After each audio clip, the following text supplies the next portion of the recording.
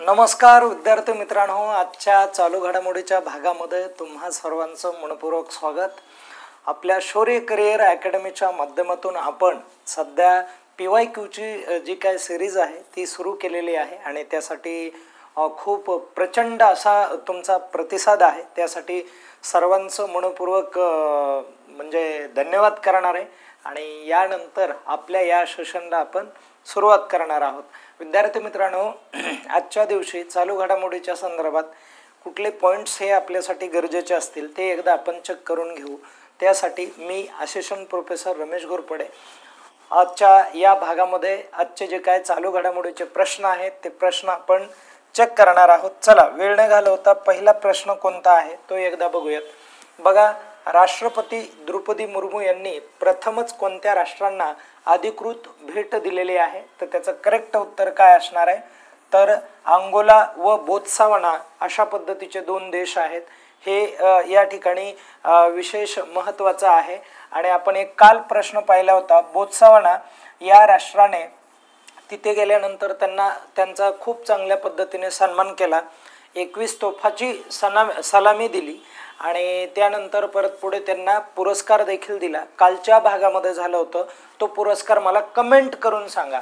आणि अंगोला या देशाबरोबर भारताचे 40 वर्ष जे काही संबंध आहेत ते संबंध पूर्ण झालेले आहेत आणि 40 वर्ष आपण आपले जे काय रिलेशन्स आहेत हे पूर्ण केल्यामुळे आपल्या राष्ट्रपतींनी त्या देशाला भेट दिलेली आहे आणि हे देखील आपल्यासाठी एक महत्त्वाची बाब या ठिकाणी ठरणार आहे। असे दोन देश आहेत म्हणून हे दोन्ही देश काय करायचे लक्षात ठेवायचं आहे। आता आपण पुढे जाऊयात। बघा, भारतातील पहिला पिस्तूल नेमबाज, आता पहिला म्हटलं की महत्त्वाचा असतो, पहिला पिस्तूल नेमबाज ज्याने ISSF वर्ल्ड चॅम्पियनशिपमध्ये सुवर्ण पदक जिंकले तो कोण आहे? अशा पद्धतीचा प्रश्न आपण तयार केलाय। तर त्याचं करेक्ट उत्तर काय असणार आहे?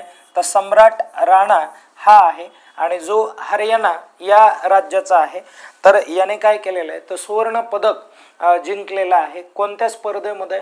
तर ISSF वर्ल्ड चॅम्पियनशिप आहे आणि जी कौरो या ठिकाणी पार पडली होती त्या स्पर्धेमध्ये प्रामुख्याने भाग घेतला आणि त्या स्पर्धेमध्ये एक गोल्ड मेडल जे आहे ते प्राप्त किंवा विजेता ठरलेला आहे आणि तो पहिलाच पिस्तूल नेमबाज आहे। आणि हे जे पिस्तूल नेमबाज आहे हे 10 मीटर पर्यंत ही स्पर्धा होती मित्रांनो। 10 मीटरवरून काय करायचं होतं?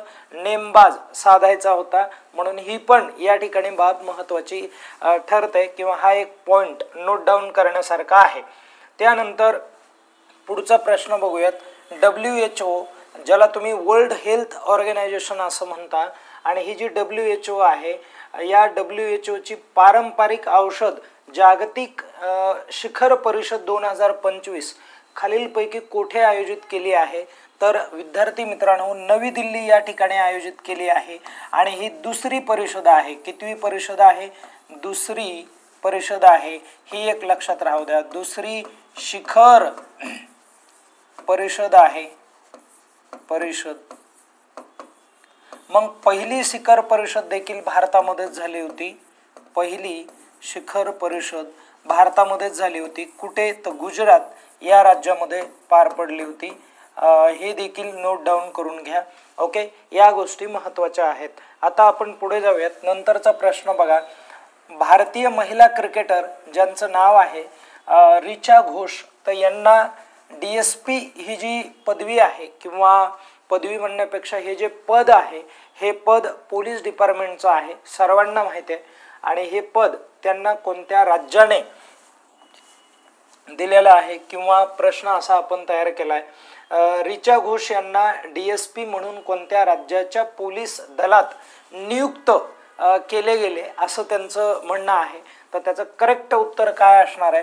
तर हे आहे पश्चिम बंगाल आहे आणि पश्चिम बंगालने नियुक्त केलेलं आहे।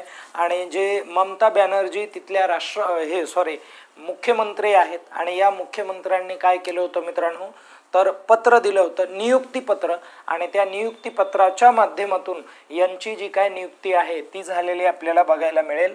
त्यानंतर पुढे आपण बघूयात 14 नोव्हेंबर ही तारीख आपल्याला लक्षात ठेवायची। 14 नोव्हेंबर हा दिवस भारतात कोणता दिवस म्हणून साजरा केला जातोय किंवा कोणता दिन म्हणून साजरा केला जातोय, तर त्याचं करेक्ट उत्तर काय आहे, तर बाल दिन म्हणून साजरा केला जातो. कारण याच दिवशी भारताचे जे काय पहिले पंतप्रधान आहेत पंडित नेहरू यांचा जन्म याच दिवशी झाला होता. 14 नोव्हेंबर या तारखेला जन्म झाला होता. आणि विद्यार्थी मित्रांनो, पंडित नेहरू यांच्या काळामध्ये आपलं चायना बरोबर युद्ध झालं होतं. पंडित नेहरूंनी त्या अगोदर पंचशील करार केला होता चायना बरोबर, आणि तो 1954चा करार आहे, ज्या माध्यमातून काय करण्यात आलेलं होतं तर चायना आणि भारताचे जे काय रिलेशन्स आहेत ते जास्तीत जास्त चांगले व्हावेत म्हणून तो करार होता. आणि तरी देखील त्यांनी 62ला आपल्यावरती आक्रमण केलं.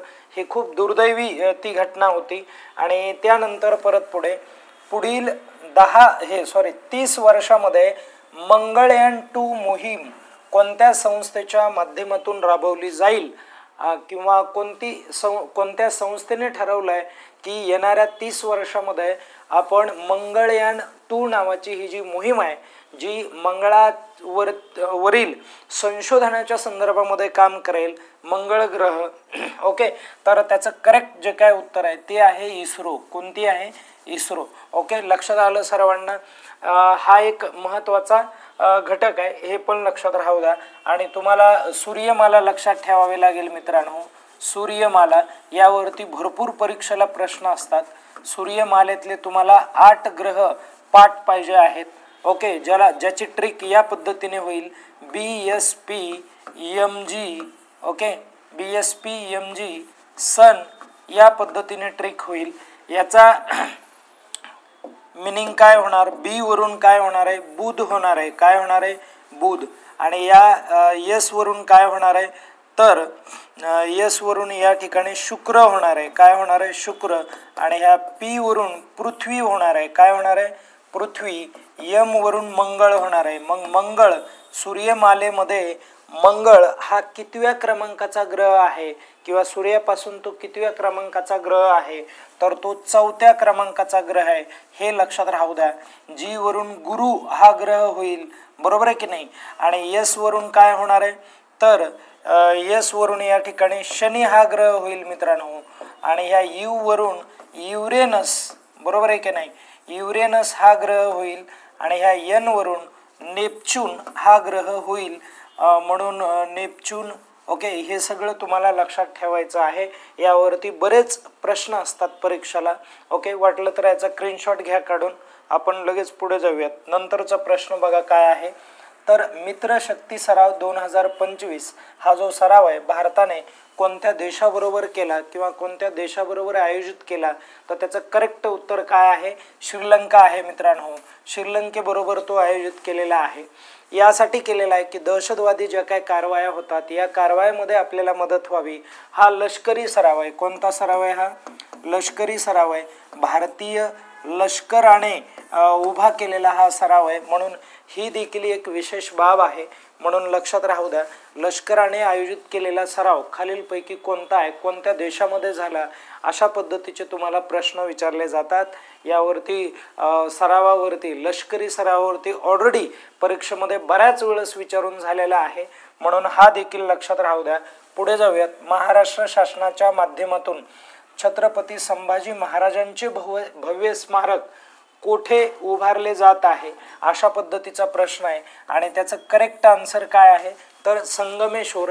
आणि विद्यार्थी मित्रांनो, संगमेश्वरला जवळपास 5 एकरमध्ये छत्रपती संभाजी महाराजांचं हे स्मारक उभारलं जात आहे. संगमेश्वरला शेवटी त्यांना पकडण्यात आलेलं होतं, हे सर्वांना माहिती आहे. आणि त्यांच्याबरोबर जे कवी होते ते कवी मला एकदा कमेंट करून सांगा त्यांचं नाव काय आहे. तर बघा, सावरकरांचे लंडनमधील इंडिया हाऊस कोणी घेण्याचा प्रस्ताव दाखल केलेला आहे?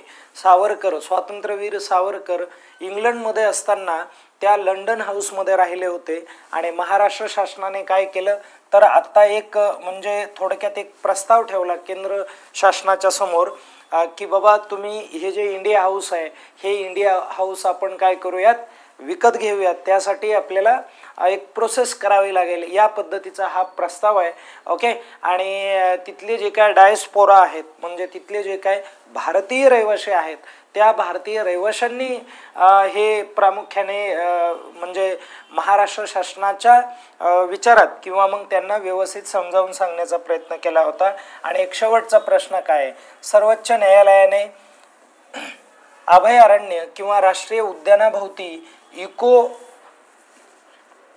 सेन्सिटिव्ह झोन, ज्याला इको सेन्सिटिव्ह झोन हा किती किलोमीटरवर असणार आहे, तर 1 किलोमीटरवर. आणि मध्ये कोणत्या कार्याला बंदी घातली आहे, म्हणजे काय म्हणायला माहिती आहे का, इथं जर अभयारण्य असेल किंवा राष्ट्रीय उद्यान असेल तर इकडे 1 किलोमीटरवर, इकडे 1 किलोमीटरवर, बरोबर आहे, इकडे 1 किलोमीटरवर आणि इकडे पण 1 किलोमीटरवर काय काढू शकत नाही आहेत किंवा काय करू शकत नाही आहेत, तर खाणकाम करू शकत नाही आहेत, असा एक निर्णय. आणि हा निर्णय आत्ताचे सर्वोच्च न्यायालयाचे जे काय सरन्यायाधीश आहेत त्यांनी दिलेला आहे. मला त्यांचं नाव एकदा कमेंट करून सांगा मित्रांनो. ठीक आहे, या ठिकाणी आपण थांबूयात. आजचे जे काय प्रश्न आहेत हे प्रश्न या ठिकाणी पूर्ण होतात. आणि चांगल्या पद्धतीने अभ्यास करा. परीक्षा सध्या म्हणजे खूप जवळ येण्याची शक्यता आहे, त्यासाठी तुम्ही या कालावधीमध्ये जास्तीत जास्त अभ्यास करणं हे खूप गरजेचं आहे, ज्याच्या माध्यमातून तुम्हाला भविष्यामध्ये चांगल्या पद्धतीच्या एका गोल जे काय तुम्ही सेट केलेलं आहे तिथपर्यंत तुम्हाला पोहोचता येईल. या ठिकाणी आपण थांबूयात. धन्यवाद.